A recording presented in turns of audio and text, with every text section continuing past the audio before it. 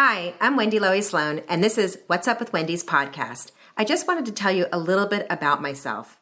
I began my career in New York City as a television producer for talk show legends Phil Donahue and Geraldo Rivera. And for the last decade, I've used these experiences to create my unique style in interviewing hundreds of A-list celebrities, newsmakers, comedians, musicians, reality stars, fitness and nutrition experts, best-selling authors, and so much more. So I hope you enjoy this wide variety on my podcast. I hope you'll share and subscribe. And again, thanks for tuning in. Welcome to the first episode of What's Up with Wendy's podcast of 2022. Happy New Year, everybody, and welcome. My guest today, she is Carson Daly's wife, the founder of Siriously Delicious and author of the Cookbook, Siriously Delicious. She's a food blogger, recipe developer, and self-taught cook, and also mom to 4 kids with Carson Daly. Also joining me is Robbie Bach. If you don't know him, he is best known for leading the team that brought Xbox to life on November 15, 2001. Fast forward 20 years later, today more than 3 billion people play games around the world, and gaming is a 200 billion industry and the fastest growing form of entertainment. Robbie is now celebrating the 20th anniversary of Xbox and all that it started, and we'll talk about that and so much more in the release of his new book. Thanks for joining me. Don't forget to subscribe and tell all your friends. Happy New Year. She is the founder of Siriously Delicious, author of the Cookbook, Siriously Delicious, and she's a food blogger, recipe developer, self-taught cook, and mom. Welcome to my show, Siri Daly. Thank you for having me, Wendy. Thank you for being here. How are you? How are the kids? How's Carson? How's life been? We are all good. We're all hanging in there, getting ready for the new year, and it's busy, but everything's great. Thank God. And everyone stayed healthy? Yes. We are all good. Just taking it day by day. I know. That's all we can do now, right? We don't know what tomorrow brings, but we're just going to do that. When did your love of cooking first begin? Oh, probably as a real little kid. My mom and my dad, they love to cook. My extended family loves to cook. It's just always been about, gathering around the kitchen and gathering around a meal. So it was definitely at a young age, and it just kind of flourished from there. I've just always been a real, passionate cook, and I just love to try new things and experiment and make mistakes and learn from them. So you're the founder of Siriously Delicious. Perfect, great title, very catchy. A popular food blog that chronicles real-life cooking. How did that all come to be? It was probably when I had my first son, who's now 12 years old. I, found myself at home in a domestic situation where I was, trying to, feed a family every night. And I wanted to really actually record what I was doing. So that's kind of how it started. And then it kind of went from there. I've always had a real interest in writing as well. I did that, in television back in the day. So I wanted to, kind of chronicle what I was cooking and trying, because I really think that, the whole culinary process is about telling a story. So that's kind of where the blog came. That's where the cookbook came. I've always been interested in the stories that food offers. It's so funny because so many people that I've interviewed that have authored cookbooks and have written cookbooks and everything else, they've always said that it's like food tells a story, like it tells the story. And of course, kitchen is the heart of the home where it all begins. So what are some of the tips to involve kids in the meal prep time? Because I think it makes it more fun for everybody, right? Absolutely, yes. I think that they're much more willing to eat what they're making if they're involved in the process. So for instance, we try to pick a day and make, a snack or a few snacks that they can have throughout the week, whether that be like mini banana muffins or apple cinnamon granola bars. If they're, cooking with you, they're definitely going to be more willing to want to eat them throughout the week. That makes a lot of sense, right? Yeah. So I have to let go of my control issues because I'm a neat freak, but you gotta let them get messy. That's what they say. You got to let them get messy. And what about if they're very picky eaters? That's also hard. Oh yeah, I definitely have some picky eaters. I have to keep reminding myself that their palates are evolving, they're changing. So I have to try ingredients multiple times, because sometimes maybe they won't like it, but a week later they will, or even the next day if you prepare it differently. So like my daughter will have a banana and an apple dipped in peanut butter, but not on its own. So it's just a never-ending process of, not giving up. And letting them try different things. It's funny because I remember when I was a kid, I used to like put things under the table for the dog because I didn't want to eat my vegetables or eat things. I tried not to make that mistake with my kids. So I know. But we don't have a dog, so they can't do that. Exactly. No pets here. What are the 5 most important ingredients to have in a kitchen?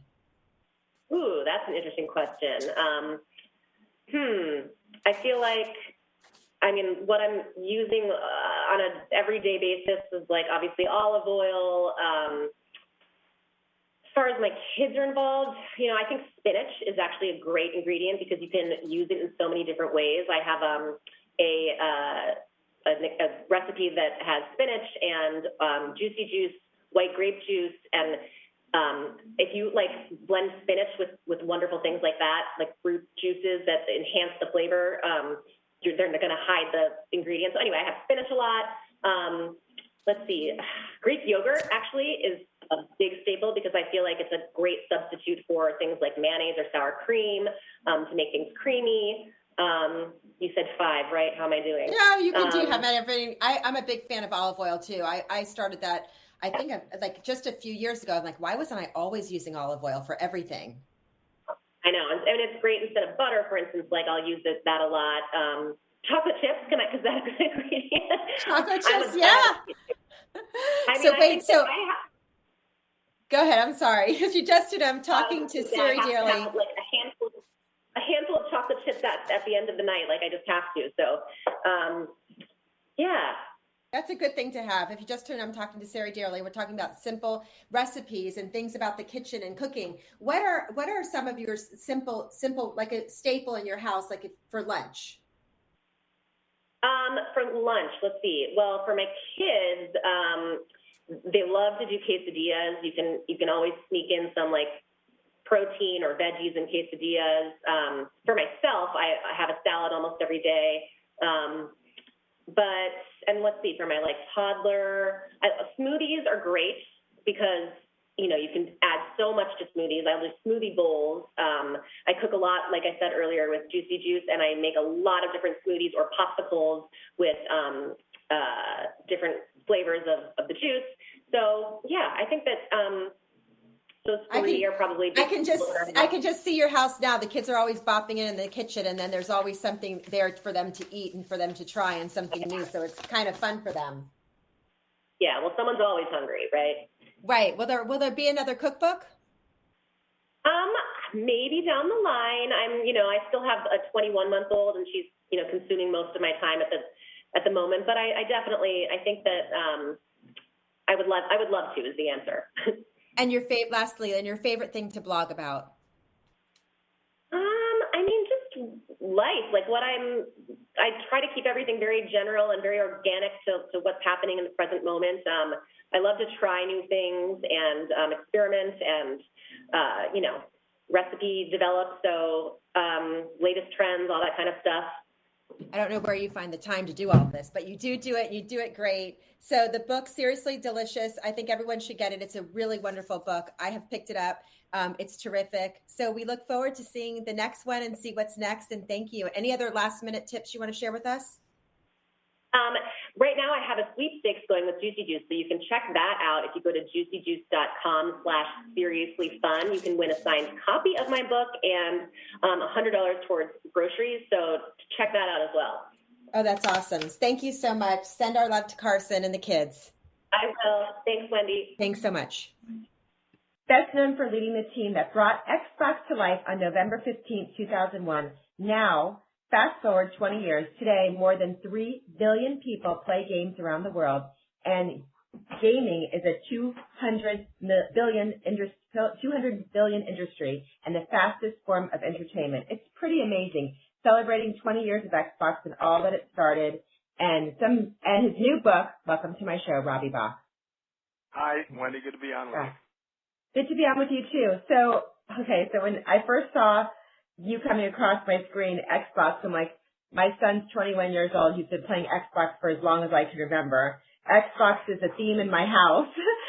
He's in college now, so he's on and off, but then he's like, well, I don't have that many classes next semester, so I'll probably get on Xbox again. And it's the funniest part is there's a group of his buddies that my daughter and I call his Xbox friends. So crazy. Tell me the launch of first of all, tell me the launch of your first work of fiction. Let's start with that. Well, so the book is called The Wilkes Insurrection, and it's a sort of a techno thriller. It's a book about an anarchist who brings down an airplane that crash lands at an Air Force base. My major character, Major Tamika Smith, is there to save people from the plane, and that starts us on a journey where this anarchist is trying to tear apart the country, and a group of people led by Tamika rise up to try to protect the nation and capture him. And it comes out of that Xbox background, right? I learned a lot about creativity, a lot about storytelling, a lot about character development during my time on Xbox, and that's enabled me to write this book that really draws on that experience plus my real life experience to create what I think and what reviewers have said is a great thriller. It sounds like it's going to be a great book. Is there a big difference between writing fiction versus nonfiction? A huge difference. I wrote a nonfiction business strategy book in 2015 called Xbox Revisited, which was about my Xbox story written from a strategy perspective. And, that was fun. I learned to write, and it's well written and all those kinds of things. And I said, okay, I can actually write. But there's no dialogue. There's no scene description. Right. There's no character development. There's no plot. These are all things that have to come together in a fiction story. And then you add the thriller elements, which requires great pacing and twists and all those kinds of things. So I think they're completely different. One is hard because the content has to be real and valuable. That's the nonfiction start. And then the fiction part is hard because you have to make up the world and make up the characters and draw people in. That's crazy. So I'm excited to read your new book. It's on its way to me. You just hear I'm talking to Robbie Bach. He is best known for founding and leading the team that created the Xbox, 22 years at Microsoft. So how did Xbox even begin? How did the journey take us way back? Yeah, so if you go back to 1999, Sony was introducing a product called the PlayStation 2, and they were calling it a PC in the living room. And, of course, people in Microsoft hear PC in the living room, and they say, no, that's what Microsoft does. Sony, that we need to go compete with that. And so there were a couple of groups that had already been throwing around some ideas on gaming consoles, and we met with Bill Gates, and Bill reviewed their technical plans and picked a technical strategy, and a group of people that were in my organization went off and drew up a plan. That plan got approved, and pretty soon I was Chief Xbox Officer. And, I'm a guy who loves the gaming business but doesn't play video games. So that started a really crazy journey, but certainly the best 10 years of my professional life.